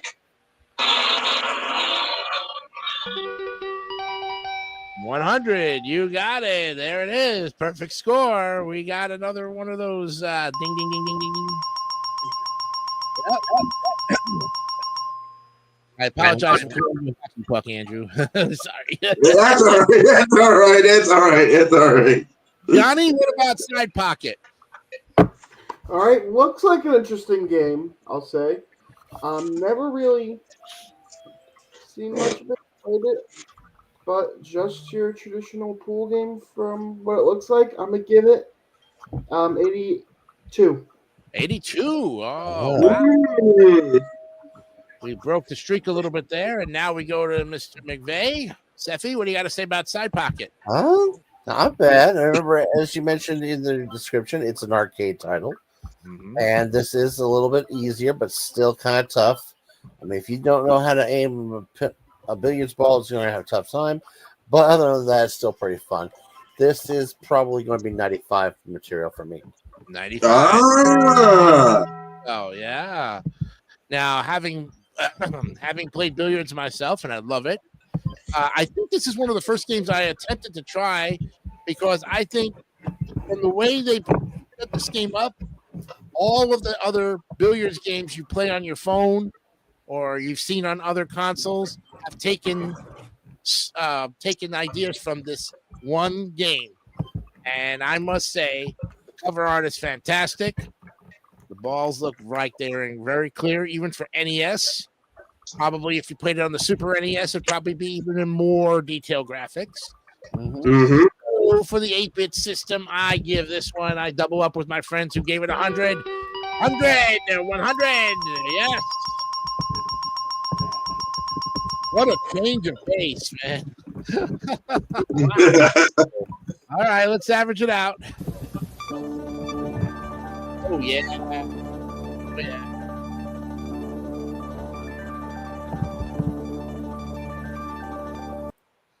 Well, guys, I tell you what, this one's going in the A tier, and I have no idea where it went. It disappeared on me. No. Oh, there. Mm-hmm. Whoops, come on, you. Get up there. Get up there. There we go. There we go. Someone get me a new mouse. Squeak, squeak. Yeah. Not that kind of mouse. No, wrong mouse. Lee. There it is. I'll get you a kind of mouse. Yeah, I know. Not what I'm thinking there, Bogard. There it is. 96. Perfect score. Another A for all you. There you go. Good. What is he doing? Yeah, I don't know. Do I really want to know where he's going and what kind of mouse he's going to be bringing? I don't. I found the mouse. The wrong mouse.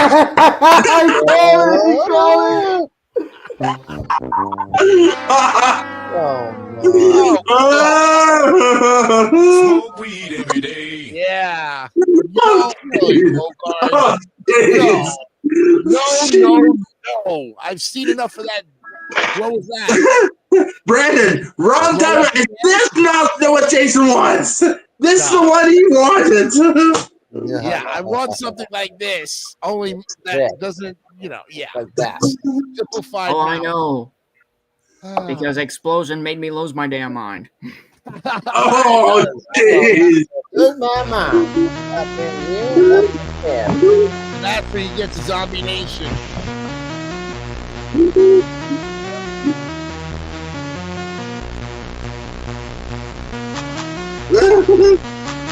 Every time when you play that music, Nathan, I started dancing already.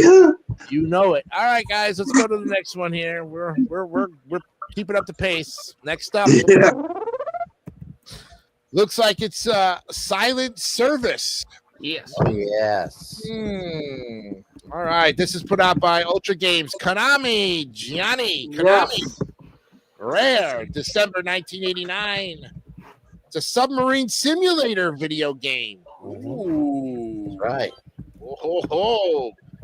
It was for Microprose, Apple II, Atari 8-bit computers, Commodore 64. Had a lot of ports to it. It's set in the Pacific Ocean during World War II, with the player assuming control of U.S. Gato-class submarine and various war patrols against Japanese shipping. Silent Service was a nickname for the U.S. Navy submarine force in the Pacific during World War II, and the player can choose when to attack from a range of realistic tactics, including the end-around and near visibility at night, if the sub's profile is kept to a minimum. This one got the second best-selling Commodore game as of late 1987. The company sold 250,000 copies by March and roughly 400,000 overall. Info in 1985 rated Silent Service for the Commodore 64 4 stars out of 5.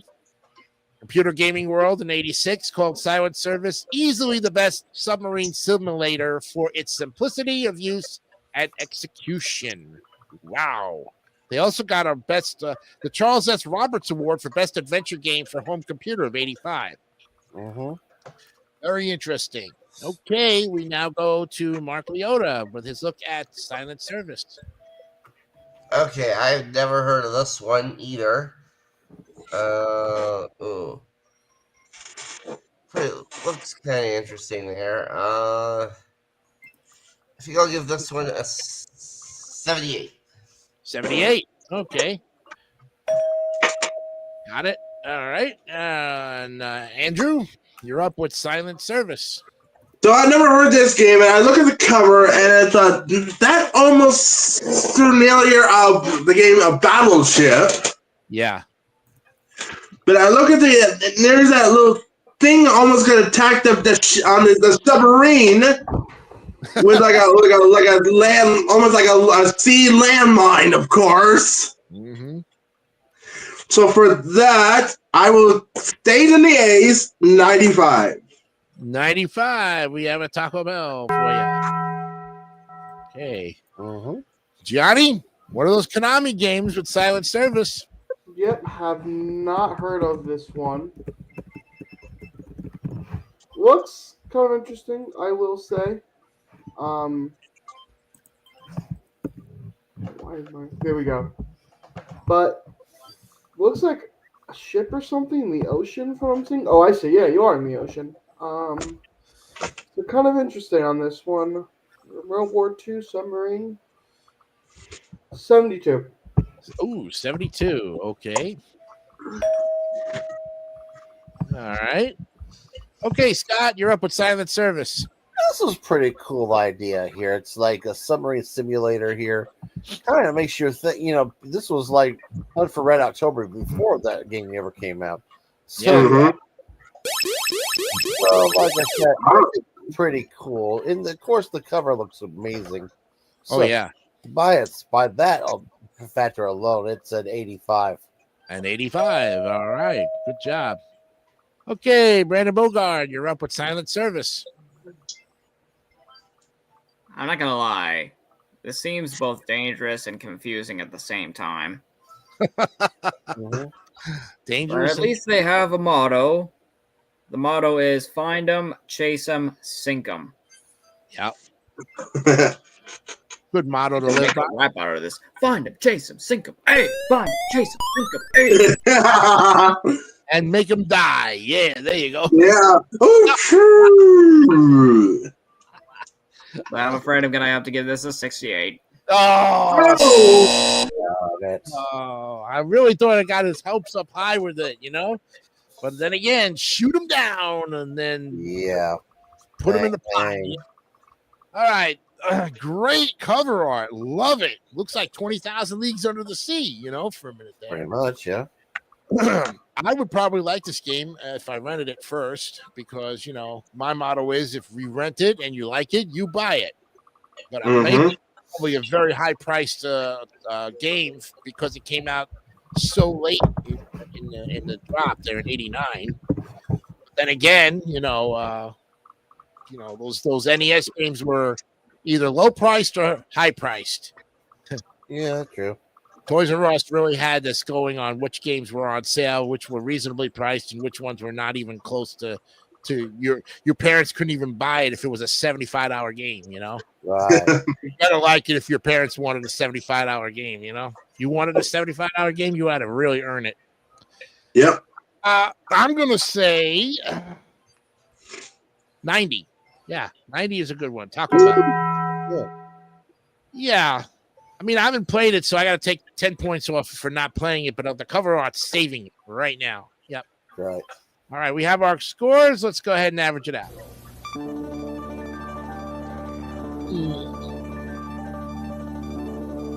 Okay. Well, this one's going in the B tier, guys.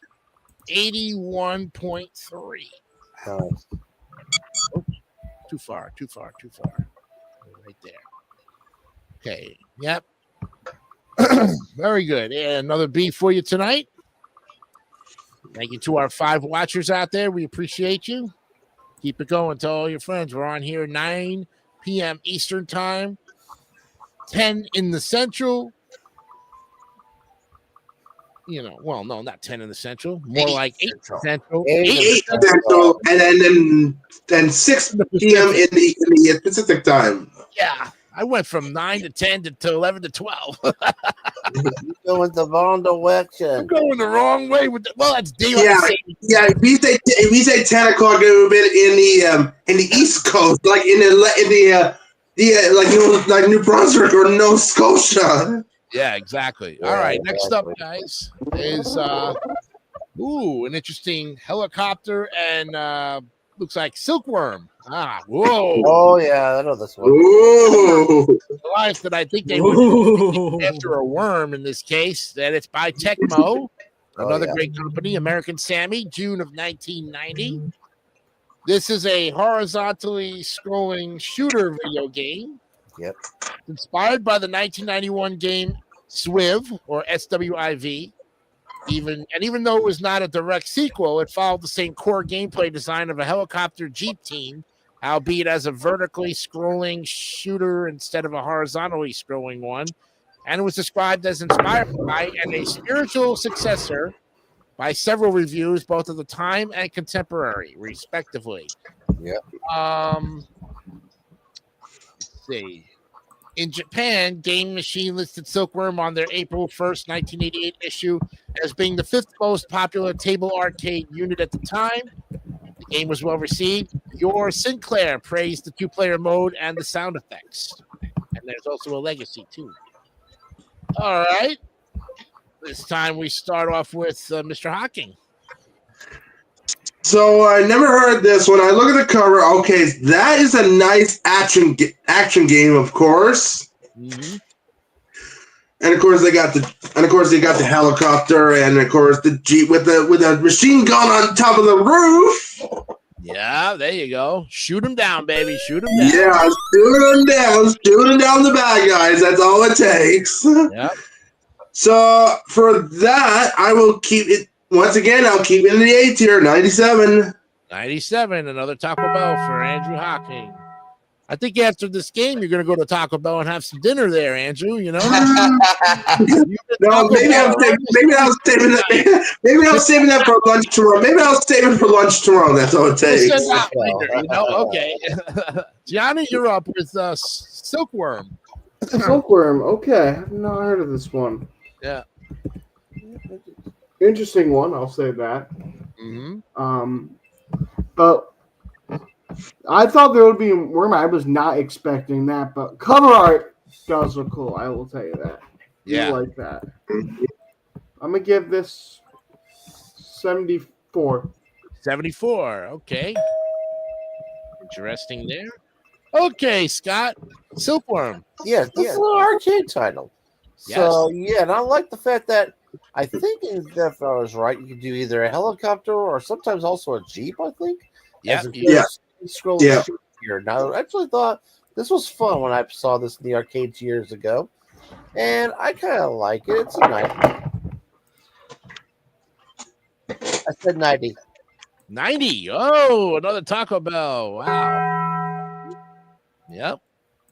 Gives it the old retro arcade. Boom. All right, we go over to Brandon Bogard now with Silkworm. So the gameplay images, they are not representing the game, what the game is supposed to be. Hmm. You have one gameplay image. It looks more like paradise, and then you have like an Egyptian pyramid, and then you have some kind of green submarine that looks like a couch, and the top one Wow. looks like one of those Dragon Ball Z ships. Say who? What? I'm gonna give this a 77. 77. Okay. The double sevens. All right. Okay, Mark. What do you have to say about Silkworm? Where'd he go? Oh, there he is. He's there. All right, Silkworm. Yeah, I have not heard of it. Okay. Yeah, I have not heard of this at all. Hmm. We got like a helicopter trying to shoot down a jeep or something, and there's like some sort of fire behind there. Well, no, the Jeep and the helicopter are actually a team. They're not enemies. Yeah, they're actually working together. Oh, They're they working together. So, Okay. yeah, Like just good people. Like good people. Like good people. yeah. They're Right. teammates. Okay. Well, in that case, yeah, I think I'll give this one an 89. 89. Okay. Cool. Yeah. As soon as I said, as soon as I clarified that he changed his score, because I think he was going to give it lower if they were enemies. Although you wouldn't mind that if that was the case against the helicopter versus the Jeep, The helicopter is getting shot down by the Jeep every other night, in the game. All right. So from the cover art, because considering that's all I can go on, I love it. Very, very action. Love the fire explosions in the background. Both the Jeep and the helicopter say, "Don't mess with me, man, or you are going to basically, Go down. Exactly. Probably as looking at it and giving the description of what we had before, I'm going to give it an 87. All right, 87. I'm high B, but not enough for an A. Right. Okay, let's see what the average is. Okay.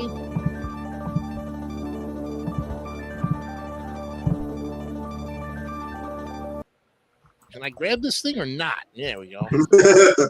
Yeah. Oh, And not anymore. Oh, I see it. Right beside, right there. Here we go. Thank you. Okay, it's going in the B tier. Yep. 85.6. All right. Well, I think we have time for one more here, and it's a good Yeah. one too, because I think this is the one that James can't really stand playing. Oh Oh, yeah. I know what it is. It is the Silver Surfer. Yes. And what a way to end on this note with Silver Surfer, oh no. bane of James AVGN's existence. Put out by Arcadia and Software Creations, November 1990. This is a scrolling shoot 'em up video game.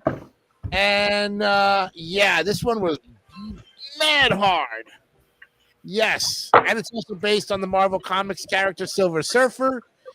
Yes. As you know, each stage is divided into sections, and it's one life or die. That's it. Yeah. Mhm. So you really got to make sure you get with it, the program here. Yeah.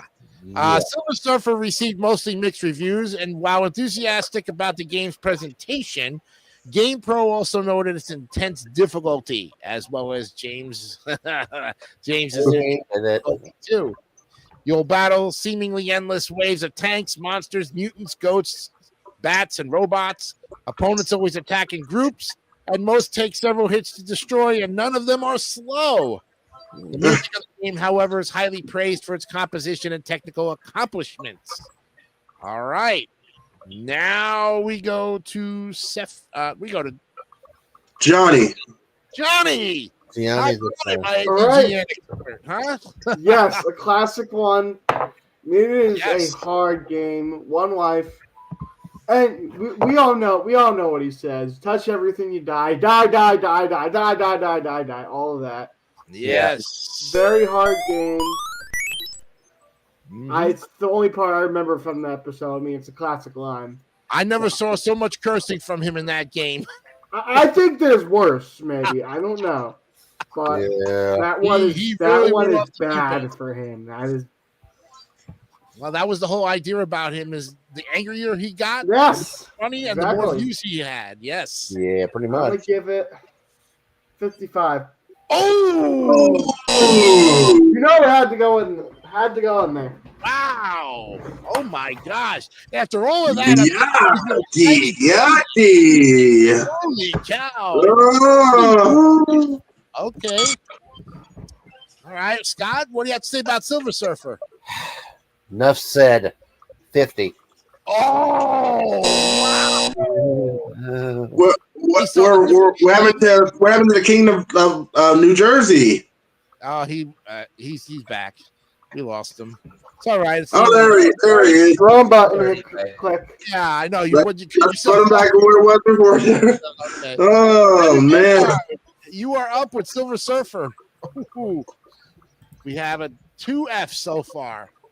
2 decent enough. No kidding. No, 2Fs. He gave it a 55 and a 50. Oh, That's yeah. it. Yeah. Uh-huh. Me? Yeah. Yes. Okay. Okay, Silver Surfer. Surfer. Surfer. So you mean long before this? Yeah. Oh yes. Yeah. Yeah. But it was based on that Marvel comic character. Yes. So the gameplay images don't look anywhere close to representing the title. Mm-hmm. What on the front cover? Why did they give him Angelina Jolie lips? Weed every day.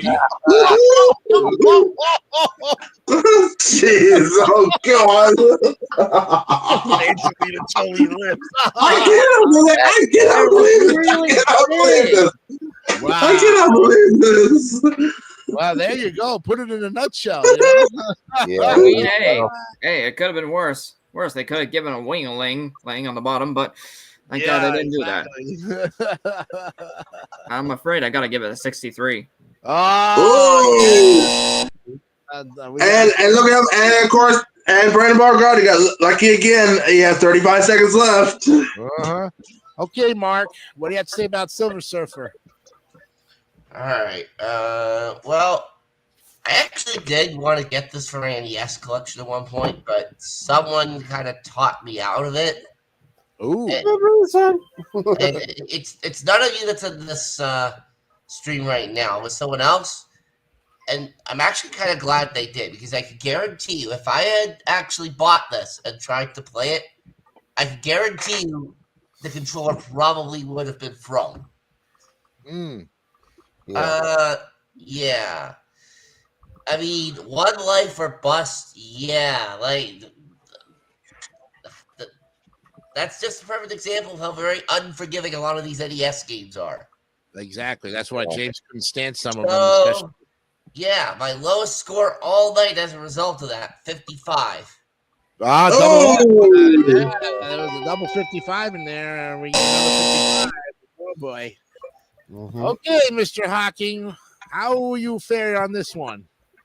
So I heard the movie, like Brandon Bogart mentioned, of course. Yeah. And I look at the cover, and okay, this is the best cover. And for my score, I will definitely, I'm going to save this from going to the F column, of course. So I'm gonna get a perfect 100. Perfect 100. Oh wow, 100! Wow. Oh my gosh! He Okay. actually gives it 100. Oh my goodness! All right. Like I said, difference of opinions here. Now, what was funny about this game is because we're running out of soul time here. Mhm. James got so pissed off with the game. I never heard so much cursing from this guy. The only time I ever saw this game was when he reviewed it. Yeah. Never played it, and thank God I didn't play it because I probably would have threw the control around, had temper tantrums, and probably went out the room. Oh, Yeah. Yeah, the one And life Bob and die. probably wouldn't have been very happy. I bet you 10,000 million people put this game on Game Genie and got a lot of codes for infinite lives, never die, and all this other stuff. So the Game Genie probably was the savior of this game. Yeah. Other than that, yeah, it's going in the Fs. 56. And I'm going to one up the other two guys who basically did that. yeah. All right, let's average it out. Oh wow!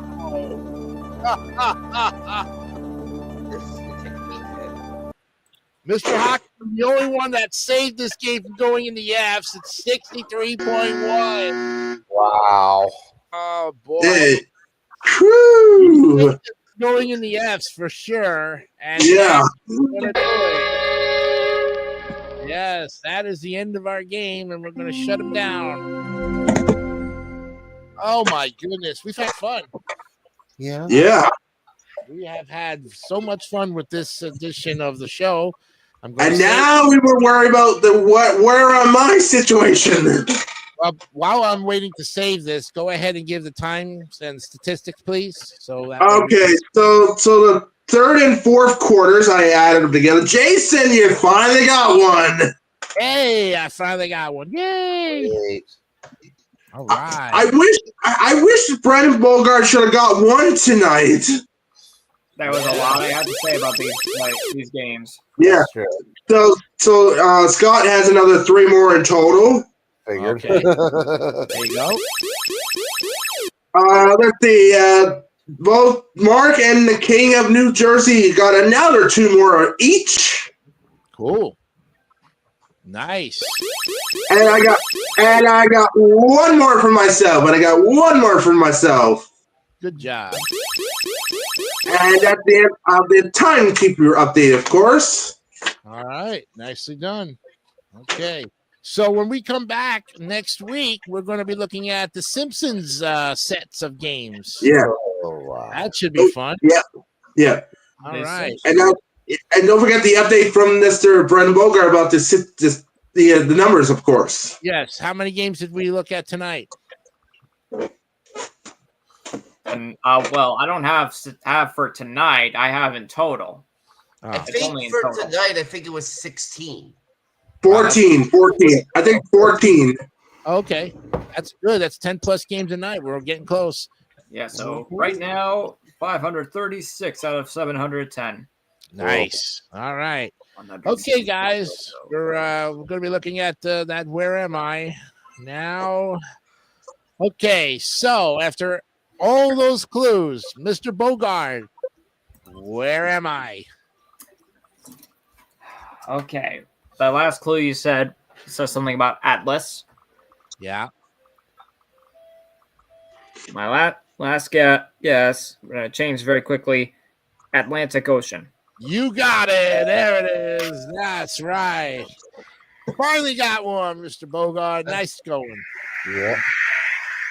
Mark, what about you? All right. Well, I remember one of the clues you said was that it touches 4 continents. And if I recall correctly, those 4 continents that it touches would be both North and South America, Africa, and Europe. And that ocean, of course, would be the Atlantic. You got it. Nice. All right, Scott. Yeah, this one's easy for the fact that when you got told me second largest ocean in the world here, that told me, yeah, it's Atlantic. You got it. All right, Gianni. You got it? didn't know what it was at first, but I think the last guy who got for me, I think it's the Atlantic Ocean. So? It is the Atlantic Ocean. That's right. And Mr. Hawking, do you sweep it? Get ready for the ding, ding, ding. Jason, get ready for the ding, ding, ding. I did say Atlantic Ocean as well. You got it. Clean sweep. Well done. Clean sweep. Great job, gentlemen. Nice. Yeah. Because next week you're going to get some questions, not from Hard Ass, but from another area. So, because we covered almost all of the questions. I think we covered almost all of the Hard Ass questions too. But you'll get some random knowledge questions from other game that I will come up with for next week. Episode 49 is going to be upon us. St. Patrick's weekend is coming up. So if you want to wear your green, you are more than welcome to, even if you're not Irish. Doesn't matter, because we all are Irish in some ways, And if you want to have green beer, you can too. I don't know. Honestly. I know. Yeah, which means means the infamous Shamrock Shakes at McDonald's. Yes. Oh yes, yes. I might get one for that Wednesday if they still sell it for the week, because I know they will. I just realized I'm already wearing green right now. Yeah, you'll get a chance. Oh, good. All right, very good. You also get a chance to catch Lucky in his Lucky Charms. Yeah. Yes. I'm already wearing green right now. All right, guys. Well, we got to get going. Thank you again for joining us here tonight for episode 48. The 49th episode is next week. And remember, of course, be honest, be real, keep it simple, stupid, and don't be a nut monkey. You know what I mean? Oh, yeah. Good night. We'll see you next week. All right, we'll see you all next week. Bye, guys. Yeah. Oh, that's the background. I don't want that. Wrong one. There we go. We're good. All right.